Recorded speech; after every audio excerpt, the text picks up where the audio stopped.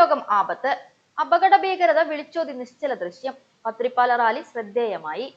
പുതുവത്സര ദിനത്തിൽ ജനങ്ങളിൽ വൈദ്യുതി സുരക്ഷാ അവബോധം എത്തിക്കുക എന്ന ലക്ഷ്യത്തോടെ പത്തിരിപ്പാല KSEB ഇലക്ട്രിക്കൽ സെക്ഷന്റെ നേതൃത്വത്തിൽ വിപുലമായ സുരക്ഷാ റാലി സംഘടിപ്പിച്ചു.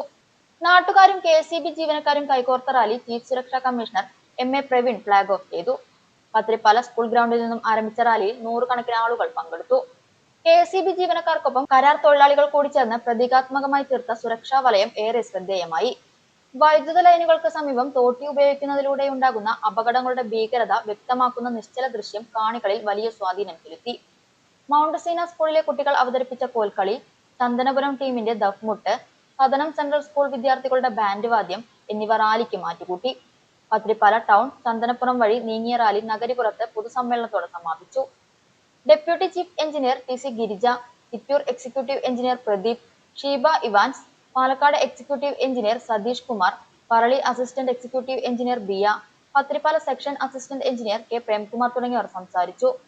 സാമൂഹിക സാംസ്കാരിക പ്രമുഖർ, സന്നദ്ധ സംഘടനകൾ, ഗ്രാമപഞ്ചായത്ത് പ്രതിനിധികൾ, വ്യാപാരി വ്യവസായികൾ, വയറിംഗ് തൊഴിലാളികൾ, കുടുംബശ്രീ പ്രവർത്തകർ, കേബിൾ TV ഓപ്പറേറ്റർമാർ, റെസിഡൻസ് അസോസിയേഷൻ ഭാരവാഹികൾ, വിദ്യാർത്ഥികൾ എന്നിവർ റാലിയിൽ അണിനിരന്നു.